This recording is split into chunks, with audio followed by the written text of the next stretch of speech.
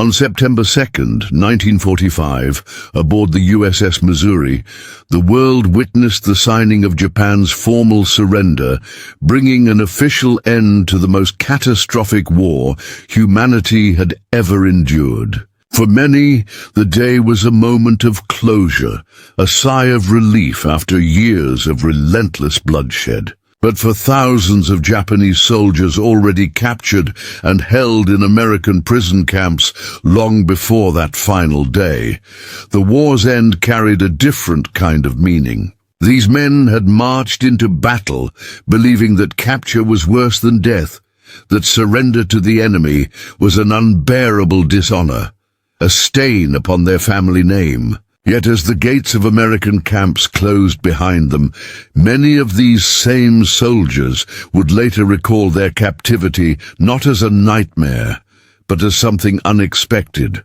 almost surreal. They would describe the camps as a paradise on earth, a phrase that stands in jarring contrast to the brutal battlefields from which they had come. To understand why hardened Japanese soldiers, raised in a culture of sacrifice and unquestioning loyalty, would speak of enemy prison camps with such reverence, one must journey back into the heart of World War II, into the deserts of Arizona, the plains of Texas, and the small towns of the American Midwest, where these camps quietly existed. What unfolded within the fences of those compounds reveals not only the resilience of the human spirit, but also the strange ways in which compassion can manifest, even amid global conflict. This is the untold story of how men once trained to kill found dignity, food, safety, and even brotherhood behind enemy wire. The war had carved into the Japanese psyche a relentless code of loyalty and sacrifice, forged by centuries of Bushido and reinforced by the militaristic fervor of the 1930s. Soldiers were indoctrinated with the idea that capture was not an option. It was a disgrace so severe that many officers carried with them a single bullet, reserved not for the enemy, but for themselves. And yet, beginning as early as 1942, when Japanese forces faced the rising tide of American counteroffensives in the Pacific, surrender became an unavoidable reality. Thousands of exhausted, starving men were pulled from the jungles of Guadalcanal, plucked from the ruined strongholds of Saipan, and captured amid the volcanic infernos of Iwo Jima. Expecting torture, humiliation, and starvation, they braced themselves for cruelty at the hands of their captors. Instead, they were transported across oceans to the heartland of the United States, far from the battlefields that had consumed their lives. There, in sprawling camps that resembled small towns, they were given food in quantities unimaginable back home, medical care rivaling what American citizens themselves received, and freedoms that defied their worst fears. Many Japanese POWs would later admit that their first meal in an American camp, a plate of meat, bread, and fruit, felt like stepping into another world. The war had taught them to expect nothing but suffering, but what they found instead was structure without cruelty, labor without humiliation, and in some rare cases, kindness where they had been trained to see only the enemy. These camps became places where the Japanese encountered, for the first time, the full spectrum of American life, its abundance, its contradictions, and its quiet humanity. The Japanese military machine had conditioned its soldiers to believe that capture was worse than death. Leaflets and training manuals drilled into their minds that Americans were barbaric, that they tortured prisoners, mutilated bodies, and had no sense of honor. Commanders told them stories of brutality designed to steel their resolve. Americans would gouge out eyes, cut off ears, and burn men alive, they claimed. Whether these tales were propaganda or rumor mattered little. They fed the belief that to fall into American hands was to embrace unspeakable torment. As a result, when Japanese soldiers were finally captured, their hearts were often filled with both dread and shame. Some even tried to resist capture at the very last moment, leaping from cliffs or clutching grenades to their chest. Yet for those who survived and were taken alive, the reality that greeted them was jarringly different from their imagination. American soldiers, hardened by their own losses, did not always greet them with warmth. Hatred and bitterness certainly existed, but the organized system of prisoner management under the Geneva Conventions set boundaries that prevented wholesale abuse. Within days of capture, the Japanese found themselves under guard. Yes, but also fed, given water, and transported to places far from the horror of the Pacific fronts. Consider a soldier plucked from the ravaged terrain of Guadalcanal in late 1942. For weeks, he may have survived on handfuls of rice or whatever jungle roots could be boiled into mush. His body, reduced to little more than skin and bone, trembled with malaria and exhaustion. When he was finally pulled from the underbrush, too weak to resist, he may have expected death within minutes. Instead, an American medic might have crouched beside him, offering a canteen of clean water, checking his wounds, even wrapping them in bandages. These small gestures of humanity, shocking in their very ordinariness, broke through layers of fear. And when the prisoner was shipped thousands of miles away to camps in the United States, his world expanded beyond imagination. The sheer size of America, its wealth of resources, its endless farmland and towns filled with life untouched by the firestorms of war. This was not what the Japanese had been taught to expect. The journey itself became the first education. Crossing the Pacific by transport ship, many prisoners were kept under guard, but they were alive. They were fed meals more substantial than what they had consumed for months on campaign. Rice, bread, canned meat, and even fruit appeared on their trays. For soldiers who had been half dead from malnutrition, this felt unbelievable. It was as if they had stepped into a dream they dared not trust. They whispered among themselves, wondering whether this generosity was a trick, whether poison lurked in the food, whether humiliation would follow. But day after day, the meals came, simple yet sustaining, and slowly the weight of suspicion eased into reluctant acceptance. By the time they reached American soil, many had already begun to understand that captivity here was not the death sentence they had feared. When Japanese POWs first set eyes on the sprawling camps in Texas, Arizona, Arkansas, or the Midwest, many were struck by their scale and order. Rows of wooden barracks lined up like miniature towns, each with its own mess hall, hospital ward, recreation areas, and work details. Guard towers loomed over the fences, yet the atmosphere within was strangely calm. There was discipline, of course, and escape attempts were punished, but compared to the chaos of war, the camps offered stability. Some prisoners described the surreal moment of stepping into a mess hall for the first time and being served a full meal, steaming plates of meat, boiled potatoes, bread with butter, and even coffee, something many had never tasted in their lives. The abundance was staggering. Back in Japan, their families endured rationing so severe that rice had become a luxury, and substitutes like millet or acorns filled their bowls. To eat so lavishly, even as prisoners, created a cognitive dissonance so profound that some men wept quietly as they ate. Medical care was another shock. In the jungle, wounds festered without antibiotics. Infections killed more soldiers than bullets, and sickness swept through units unchecked. But in American camps, Japanese prisoners received professional treatment. Dentists pulled rotten teeth and fitted dentures, doctors treated malaria, and nurses administered vaccines. Men who had resigned themselves to slow death found their strength returning. For some, it was the first time in their lives that they had experienced modern healthcare on such a scale. These acts, while motivated by adherence to international agreements, carried symbolic weight. The enemy, whom they had been told was monstrous, had not only spared them, but restored them. Daily life in the camps evolved into a rhythm that mixed discipline with surprising opportunities. Prisoners were assigned work details, but the labor was rarely humiliating.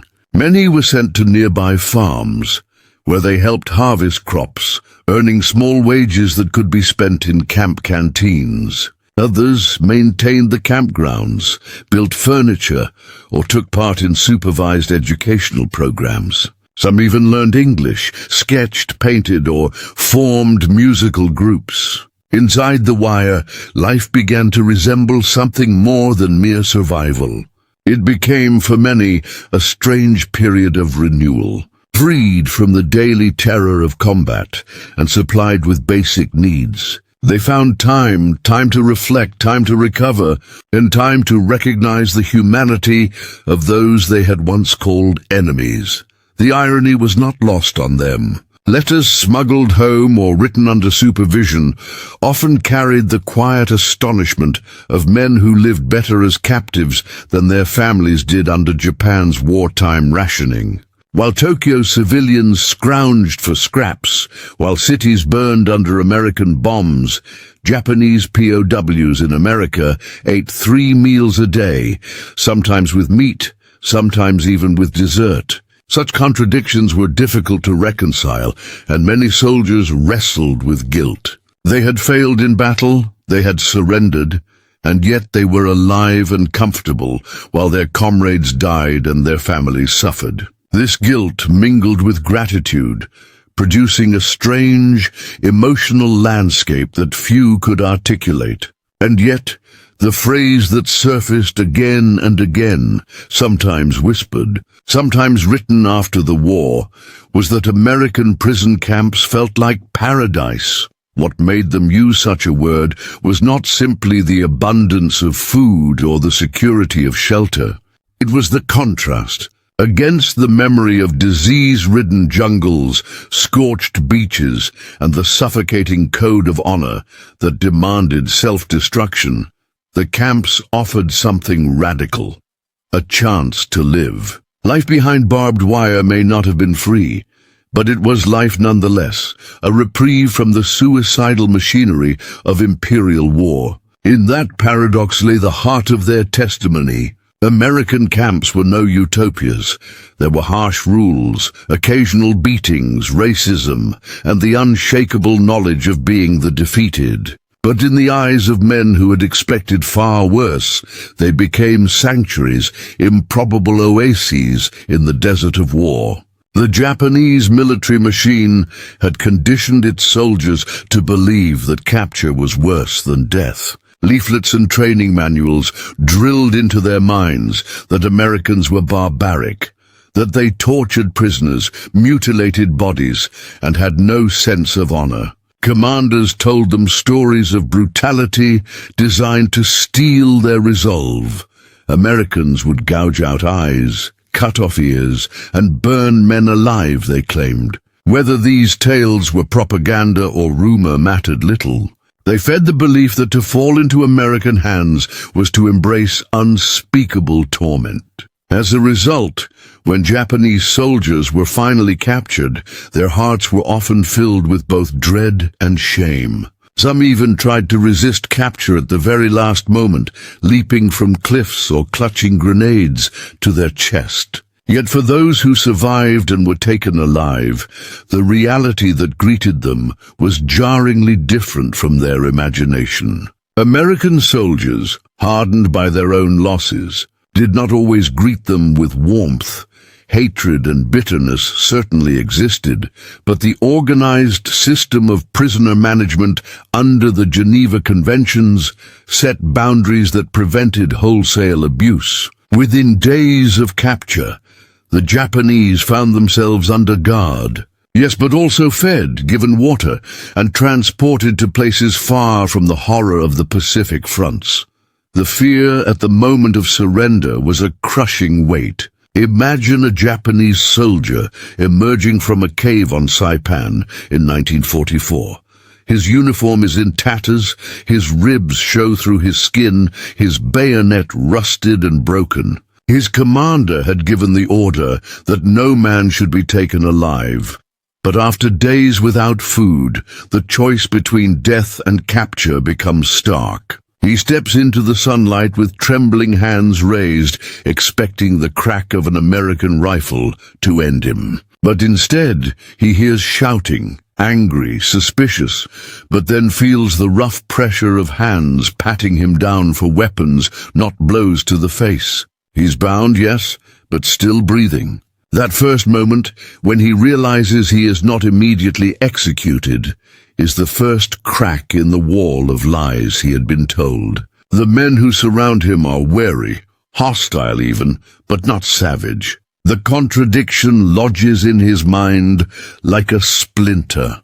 Once under American control, groups of prisoners were gathered, sometimes numbering in the dozens, other times in the hundreds, and moved to temporary holding areas. They often shared space with American wounded or sat under the open sky while transport ships were prepared. Here the first real contact between captors and captives began. Some GIs spat insults, some shoved prisoners roughly into line, but others, to the astonishment of their captives, offered cigarettes or even shared rations. The Japanese had been told Americans were monsters. But these small gestures of familiarity, an enemy soldier lighting a cigarette for another, passing a biscuit to a starving man, shook the rigid caricatures instilled by Tokyo's propaganda. For many POWs, it was the first flicker of doubt in a narrative they had been raised to believe since childhood. The transport across the Pacific deepened this re-education. Packed into ships, they expected chains, whips, starvation. Instead, they were herded into compartments and given scheduled meals. Some guards treated them coldly, others with surprising indifference, but always within the structure of rules. Men too weak to stand were carried aboard stretchers, their fevers treated with American medicine. At night, when the sea air rushed through the vents, they lay awake, waiting for the cruelty they believed must come eventually. And yet days turned to weeks and the pattern held: food, water, order. Some of the younger men began to whisper among themselves. Perhaps the stories they had been told were wrong, but shame silenced them. Even in whispers, it was difficult to admit that the enemy was treating them better than their own army had in the field. The Geneva Conventions, signed in 1929 and ratified by the United States, but not by Japan, became the invisible shield that protected these men. Though Japan had never formally recognized the agreement and often treated captured Americans with brutality, Washington made the decision to abide by its principles anyway. It was not purely out of charity. There was calculation too. By showing the world, and especially domestic audiences, that America adhered to international law, it reinforced the moral high ground. Moreover, there was the hope, however faint, that Japanese treatment of American prisoners might improve in response, though this hope was often crushed by reports of horrific suffering in Japanese camps. Still, the policy held, and Japanese POWs found themselves beneficiaries of a system their own nation had chosen to ignore. For the Americans managing the camps, efficiency and order were priorities. The U.S. Army was unprepared for the sheer number of prisoners who began arriving after major battles, and yet camps were built with remarkable speed. By 1945, more than 50,000 Japanese POWs were being held in the United States, dispersed across dozens of camps. For the Japanese, this sudden transport from the killing fields of the Pacific to the calm interior of America was bewildering. Gone were the relentless air raids, the hunger gnawing at their stomachs, the endless shouting of officers demanding suicidal charges. In their place was silence punctuated by the chirping of crickets at night, the distant hum of tractors ploughing fields, the strange sounds of English spoken in nearby towns. Some described the sensation as stepping into another dimension, a world where the war still raged but could not reach them. Even as they adjusted to life in captivity, the psychological struggle continued. The shame of surrender weighed heavily. Japanese culture had long enshrined the idea of honorable death, and surrender was not just a personal failure, but a dishonor to one's family and ancestors. Some prisoners remained silent for weeks, refusing to speak even among themselves, lost in the weight of disgrace. Others attempted small acts of resistance, sabotaging camp equipment or refusing to eat. Yet over time, the steady rhythm of camp life began to erode their resistance. Hunger gave way to satiety. The constant fear of execution dissolved into routine. Slowly, men began to speak again, to joke, even to laugh. The human spirit, deprived of fear, seeks connection, and within the fences of captivity, bonds formed among men who had once thought their lives were already over. At times, the contrast between expectation and reality became unbearable. A soldier from Iwo Jima later recalled how, upon capture, he had prepared himself for torture. When he was instead handed a blanket and bread, he broke down in tears. Another remembered being so certain of impending death that when a guard offered him a cigarette, he refused to touch it, convinced it was a trick. Only after watching others smoke without consequence did he accept one. And with that first inhale, he said, came the realization that he might actually live. These small, intimate moments revealed the fragility of men raised in a system that denied them humanity and yet found it offered back to them by the enemy. Still, not every encounter was softened by compassion. Guards were human too, carrying the weight of friends lost in combat, brothers killed on distant islands, and the knowledge of atrocities committed by Japanese forces. There were instances of cruelty, of fists flying, of slurs shouted across the wire. Some guards despised the prisoners, viewing them as murderers who deserved no kindness. Yet even in those moments, the system imposed limits. Investigations were launched into abuses, punishments handed down, and the broader structure of order reasserted itself. The difference lay not in the absence of hatred, but in the presence of law. It was this framework that ensured the majority of Japanese POWs survived the war. A stark contrast to the thousands of Allied soldiers who perished in Japanese custody.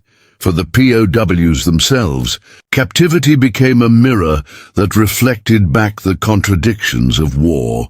They had been raised to despise Western decadence, to see America as a land of corruption and moral decay. But in the barracks, they saw American newspapers distributed, books circulating in small libraries, even classes offered in language and vocational skills. Some began to attend English lessons, curious to understand their captors better. Others, though still burdened by shame, admitted privately that they were astonished by the fairness of the system. One recalled thinking, if America can treat its enemies this way, what does that say about Japan's own system? These thoughts were dangerous, often unspoken, but they planted seeds that many carried back with them after the war. The transformation was slow, but it was real. From the moment of capture defined by terror and despair, to the gradual realization that life would not only continue, but perhaps even improve. The psychological journey of a Japanese POW in American hands was profound. It was not simply survival. It was a reorientation of worldview. For some, it marked the beginning of a lifelong reconsideration of loyalty, honor, and the meaning of humanity in times of war. That is why, in memoirs written decades later, the words "paradise on earth" recur with such startling frequency. For men who had braced themselves for death, the simple act of being treated as human was a paradise no ideology could erase. Consider a soldier plucked from the ravaged terrain of Guadalcanal in late 1942. For weeks, he may have survived on handfuls of rice or whatever jungle roots could be boiled into mush. His body, reduced to little more than skin and bone, trembled with malaria and exhaustion. When he was finally pulled from the underbrush, too weak to resist, he may have expected death within minutes. Instead, an American medic might have crouched beside him, offering a canteen of clean water, checking his wounds, even wrapping them in bandages. These small gestures of humanity, shocking in their very ordinariness, broke through layers of fear. And when the prisoner was shipped thousands of miles away to camps in the United States, his world expanded beyond imagination. The sheer size of America, its wealth of resources, its endless farmland and towns, filled with life untouched by the firestorms of war. This was not what the Japanese had been taught to expect. The difference between jungle, starvation, and American abundance was so stark that it took time to sink in. On Guadalcanal, Japanese soldiers were often left to die by their own commanders, who withdrew supply ships under heavy American naval fire. Soldiers gnawed on tree bark, chewed leather straps, and hunted insects just to quiet the hunger. Men collapsed beside rivers, too weak to crawl for water. Some who survived long enough to be captured were so skeletal that American GIs described them as walking shadows. Now imagine such a man being placed on a cot in a field hospital, given broth, injections of quinine and clean bandages. The first spoonful of soup burned with heat and unfamiliar spices, yet nourished him in ways he had not felt in months. For many, this was the first time they tasted food not as a military ration, but as an act of care from the enemy. That shock, being saved by those you were trained to kill, was as profound as the physical relief. The voyage to America became a slow revelation. On board transport ships, the prisoners were herded into holds, but they were given meals at regular intervals, often consisting of rice, bread, canned meat, and vegetables. These rations, basic by American standards, felt like feasts to men who had survived on a handful of grains per day. Some prisoners wept silently as they ate, their bodies adjusting to the sudden influx of nourishment. Others muttered bitterly that such kindness must be deception, that humiliation awaited them on shore. Yet as the days passed and no cruelty came, suspicion began to waver. At night, they listened to the rumble of engines and the laughter of American sailors above deck. To men who had lived in the constant thunder of artillery, that laughter was almost unbearable, a reminder that for some, life continued in normalcy, even as theirs had been consumed by war. When the ships finally reached American ports, the prisoners were stunned by the sight of the cities. San Francisco, Los Angeles, Seattle, skylines they had never imagined, docks bustling with cranes and warehouses, soldiers marching in orderly formations. The sheer industrial power of the United States revealed itself in those harbors. For Japanese POWs, who came from a nation already straining under blockade and scarcity, the sight of endless warehouses stocked with food and supplies felt surreal.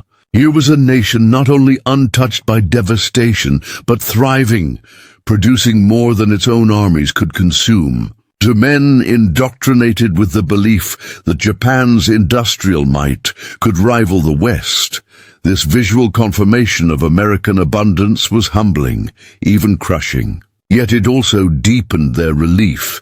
They had landed in a land where starvation would not stalk them. Transport inland often took days, sometimes by train, across vast stretches of countryside. For many Japanese POWs, this was their first encounter with the geography of America.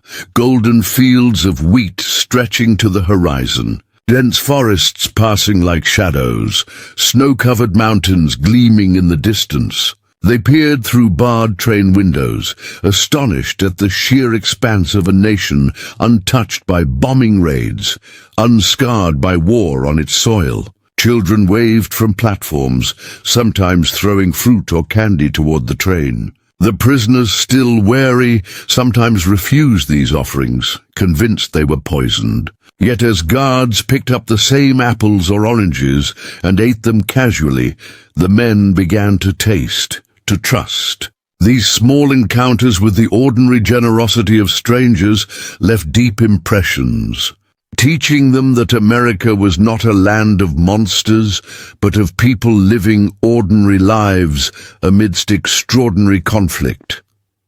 When they arrived at the camps, the first impressions often stunned them. Wide expanses of barracks lined up with military precision, fences topped with barbed wire, and watchtowers manned by guards made it clear this was no freedom. Yet within the wire there were structures that felt eerily like villages. Kitchens, hospitals, libraries, recreation areas, even chapels. Each camp functioned as a small community, run with military efficiency, but also a sense of order that preserved dignity. The men were assigned bunks with clean sheets, given uniforms marked with PW for prisoner of war, and instructed in camp rules. Compared to the caves and foxholes they had lived in, these barracks felt like palaces. Wooden floors, roofs that kept out rain, blankets for warmth, all simple comforts that now felt like luxuries beyond imagining. The first meal in the camp mess hall became a memory seared into the minds of many prisoners. Imagine the shock of stepping into a long hall with rows of tables, being handed a tray and served portions of meat, vegetables, bread with butter, and even dessert. For men whose last meal in battle may have been a handful of rice with dried fish, the abundance was overwhelming. Some ate so quickly they vomited, their stomachs unprepared for the sudden richness. Others wept openly, unable to reconcile the cruelty of their own commanders, who had allowed them to starve, with the generosity of their captors. One prisoner later wrote that he felt a kind of betrayal, betrayed by his own leaders who had abandoned him, and confused by the enemy who had restored his strength. The camps were not free of hostility. Guards sometimes viewed their charges with suspicion or contempt. After all, many had fought in battles where friends had been killed by Japanese soldiers who refused to surrender, sometimes feigning surrender only to detonate grenades. This memory lingered. At times, prisoners faced coldness, rough handling, or the sting of racial slurs. Yet the structure of the camp system ensured that these moments, while painful, did not define the overall experience. The camp commandants enforced discipline among guards, requiring adherence to regulations. Infractions could be punished, and prisoners soon realized that the rules, though strict, were also protective. Order was maintained not just for the guards' safety, but for the prisoners' well-being as well.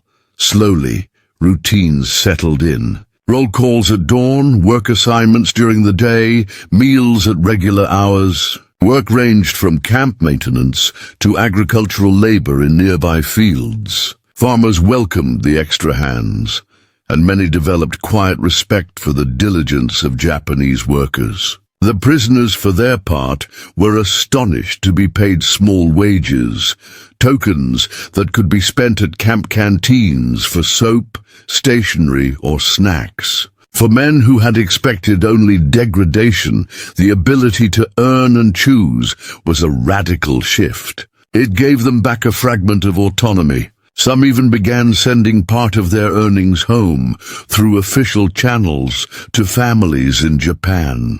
Knowing their wages could ease the hunger of loved ones made captivity less bitter. These daily routines transformed captivity into something unexpected: stability. In the war zones, every day had been lived under the shadow of death. In the camps, for the first time in years, men could plan beyond tomorrow. They could sleep without the thunder of artillery. They could recover strength, write letters, even dream. The psychological shift was profound. Though shame lingered, many still struggled with the dishonor of being prisoners. They also felt the weight of survival lifting. They had lived to see another sunrise, and each day carried the possibility of rebuilding. Some prisoners described captivity as a form of rebirth. For men who had known only the crushing discipline of the imperial army, where individuality was crushed and death demanded, the camps became spaces where they discovered themselves again. Musicians formed bands, carpenters built furniture, artists sketched scenes of America beyond the wire. Classes in English, mathematics, and trades were offered, and many took part eagerly, seeing in them the chance to prepare for a future they had thought denied to them. For the first time, they encountered America not as faceless enemies, but as teachers, farmers, medics, and guards. That exposure reshaped them in ways they could not have imagined when they first raised their hands in surrender.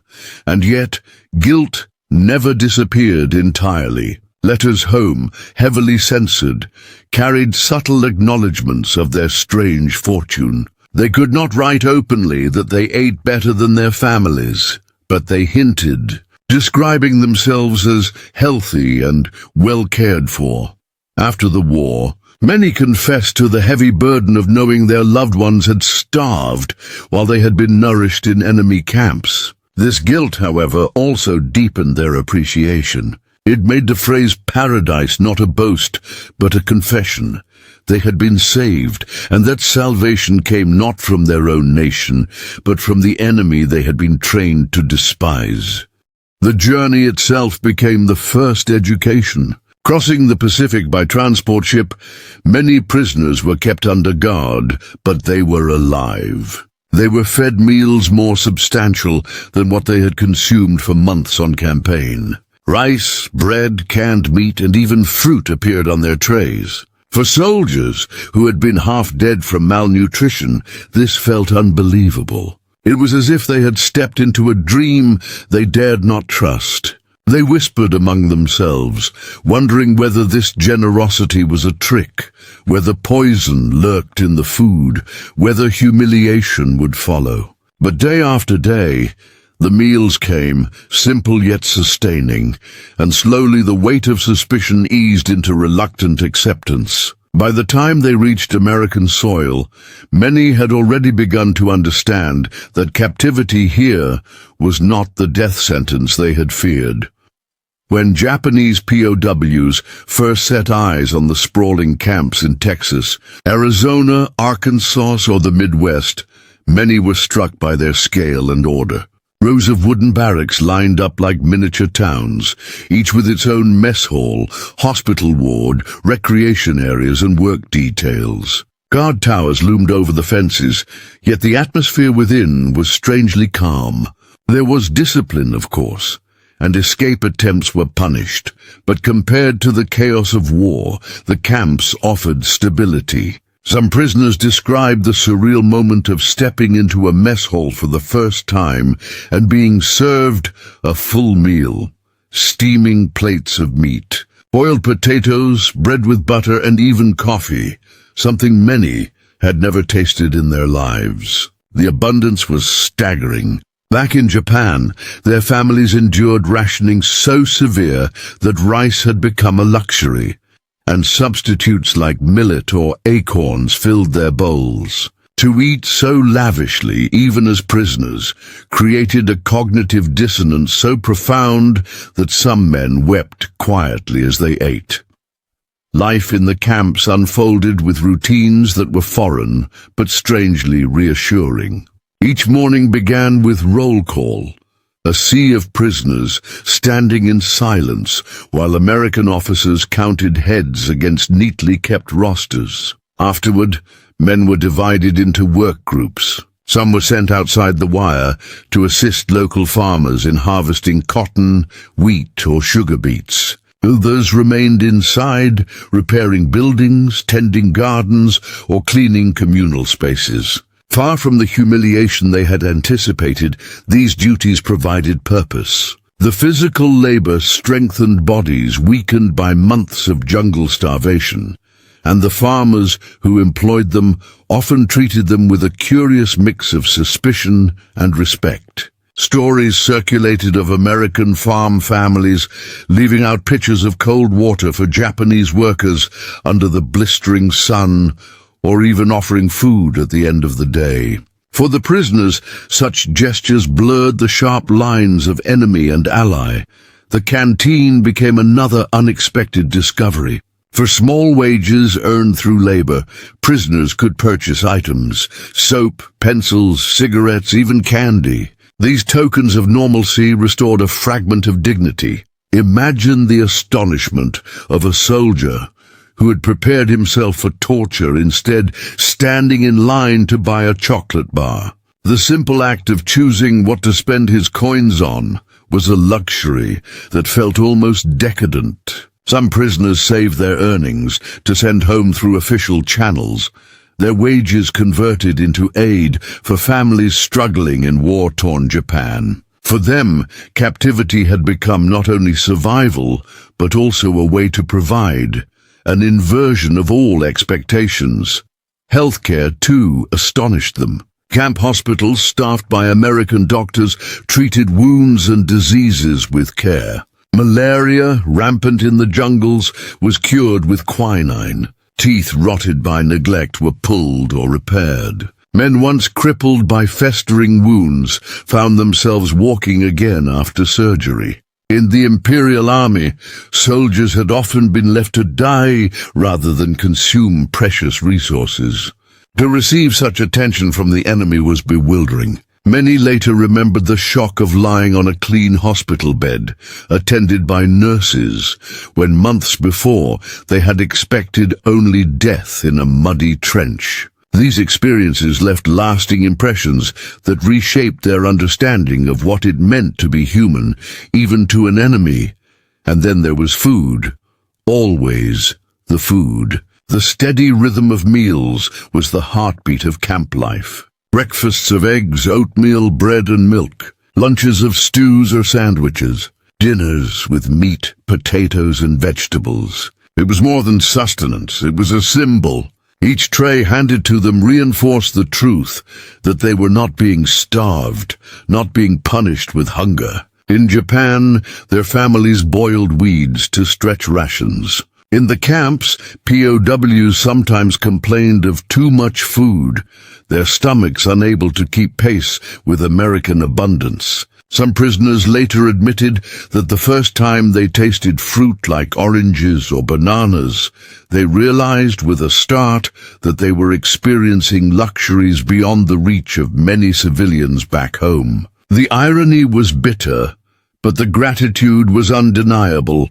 Beyond survival, there was culture. Camps organized classes in English, mathematics, and trades. American officers encouraged education as a way to occupy idle minds, and many Japanese embraced the chance to learn. Books circulated in small libraries, and some prisoners discovered Western literature, philosophy, and even political ideas they had never been exposed to in militarized Japan. Musicians formed orchestras using donated instruments, performing concerts that echoed through the barbed wire fences on warm summer nights. Artists painted scenes of the American countryside, capturing landscapes they could see only through the fences. These acts of creation were forms of survival too, ways of reclaiming identity from the machinery of war.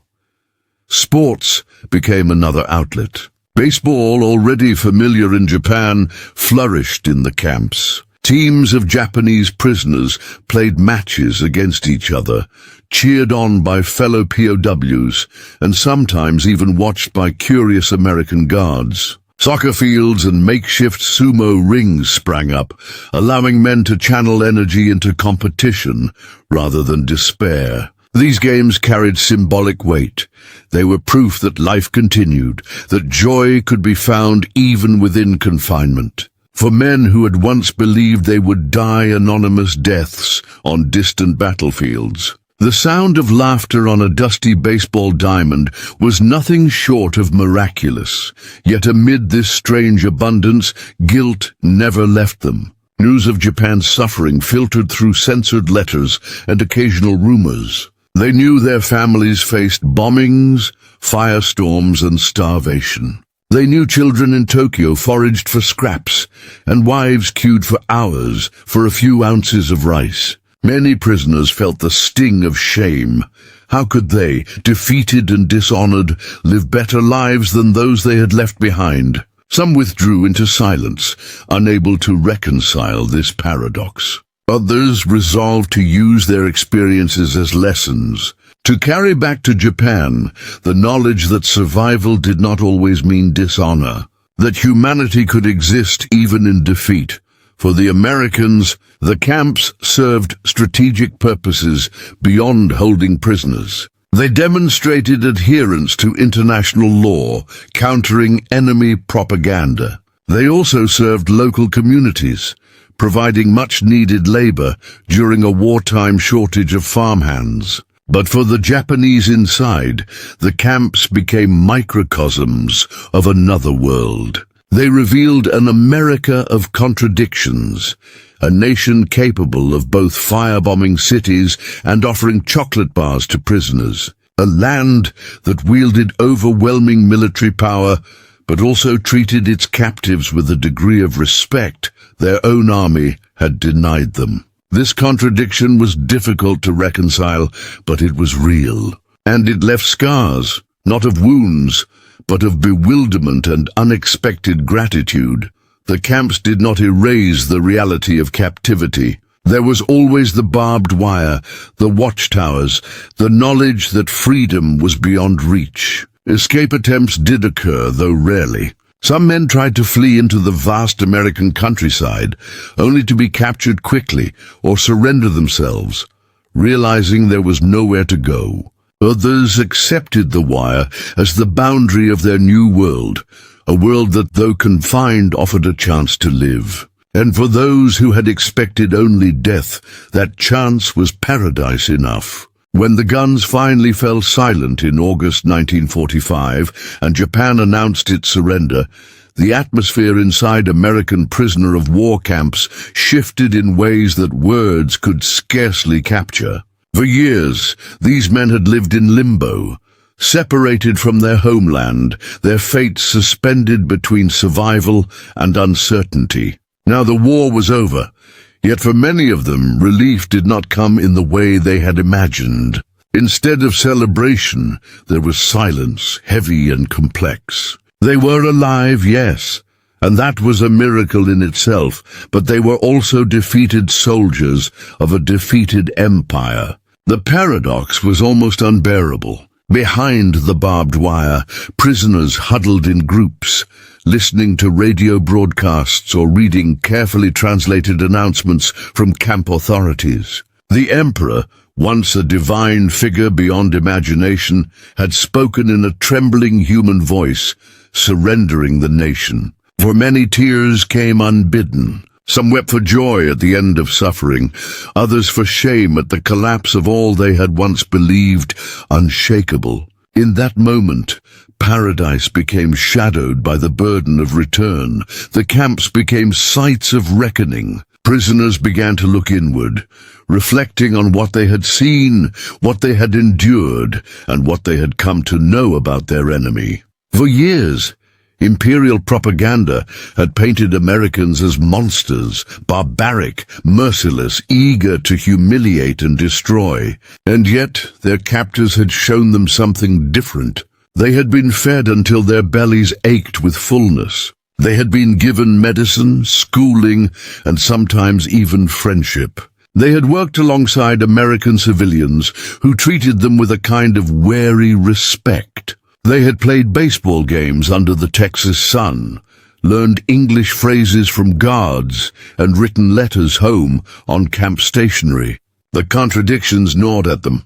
How could they reconcile the firestorms that incinerated Tokyo with the kindness of a farmer's wife, offering them a drink of water after a long day in the fields? Was America an enemy to be feared, or a land of abundance and humanity? When the time came for repatriation, the prisoners were gathered in groups, their names read aloud, their belongings packed into modest bundles. The journey back was often made on Liberty ships, vessels that had carried troops and supplies across oceans now transformed into ferries of return for the defeated. As they sailed westward toward a homeland they had not seen in years, the men stood on deck, staring at the horizon with a mixture of dread and longing. Some feared they would face scorn from their own people, branded as cowards for having surrendered. Others worried about the fate of their families. Were their homes still standing, or had firebombs reduced them to ashes? Would their children recognize them, or had starvation claimed them? The sea carried not only their bodies, but also their questions, heavy as the waves. Arrival in Japan was a shock greater than any they had experienced in captivity. Cities lay in ruins, flattened by bombing campaigns that left vast neighborhoods as seas of rubble. The once proud imperial capital of Tokyo was scarred beyond recognition, its wooden homes consumed by flames, its survivors hollow-eyed and gaunt from hunger. Returning prisoners stepped onto docks crowded with civilians who looked nothing like the people they had left behind. Women with sunken cheeks, barefoot children clothed in rags, elderly men bent by exhaustion. These were the faces of a defeated nation. Many prisoners realized in that instant that as captives, they had lived better than their families had lived in freedom. They had eaten 3 meals a day, while their children at home had survived on millet and weeds. They had slept in barracks with roofs over their heads, while firestorms had stripped neighborhoods of shelter. The guilt that surged through them was indescribable. They had expected shame, yes, but not this devastating reversal. To have called an American prison camp paradise on earth, while their homeland lay in ruins. This was a truth they dared not speak aloud. In villages and towns, reintegration was painful. Some men were shunned, regarded as tainted by surrender. The imperial code had taught that death was preferable to capture, and many civilians still clung to that belief. Others welcomed them quietly, grateful that at least some sons, brothers, and fathers had returned alive. But even among the supportive, there was an unspoken gulf. The returning prisoners carried memories of abundance that their families could scarcely imagine. To admit that they had eaten meat, drunk coffee, and even laughed during captivity was to risk misunderstanding, or worse, resentment. So many remained silent, locking their experiences deep within themselves. Decades would pass before some of them dared to share their stories, often with their grandchildren rather than their peers. Yet even in silence, the lessons endured. Many former prisoners later acknowledged that their time in American camps had reshaped their worldview. They had seen a different model of life, one not governed by blind obedience or the cult of death. They had seen how their enemies, though ruthless in war, had also been capable of mercy, fairness, and even generosity. These impressions became seeds of change. Some returning POWs became educators, teaching English or international studies, determined to bridge the cultural divide that had once seemed insurmountable. Others became quiet advocates for peace, not through grand speeches, but through the way they raised their families, instilling in their children a skepticism toward militarism and propaganda. They knew better than most how lies about the enemy could distort reality and drive nations into madness. Historians who later interviewed these men were often struck by the depth of their reflections. Many described the camps as surreal enclaves of humanity amid the savagery of war. They spoke of the irony that, while they had prepared to die for the emperor, it was their enemy who had given them back their lives. They spoke of shame, yes, but also of gratitude. Some even dared to say in hushed tones that those camps had been like paradise, not because they were free, for they were not, but because they had been treated as human beings at a time when humanity seemed lost. These words were difficult to utter in post-war Japan, where national pride remained fragile, but they carried a quiet truth that history could not erase. The legacy of these experiences endures in subtle ways. It is found in memoirs published late in life, in faded photographs of baseball games behind barbed wire, in the memories of American farmers who recalled Japanese prisoners harvesting their fields. It lingers in the complex emotions of families who, years later, learned that their fathers or grandfathers had once lived in a land of abundance while their own homeland starved. And it challenges us still, forcing us to ask what captivity means, what humanity means, and how enemies can see each other not only through the lens of hatred, but also through unexpected acts of care. The story of Japanese POWs in American camps is not one of simple contrasts, but of paradoxes. It is a story of shame and gratitude, of defeat and survival, of despair and unexpected mercy. It reveals that even in the darkest chapters of history, there were places where men discovered fragments of dignity, even behind fences. And though they may never have spoken the words openly in their own time, history records their whispers, that in the midst of a war without mercy, they found in captivity something so rare, so life-giving, that it could only be described as a paradise on earth.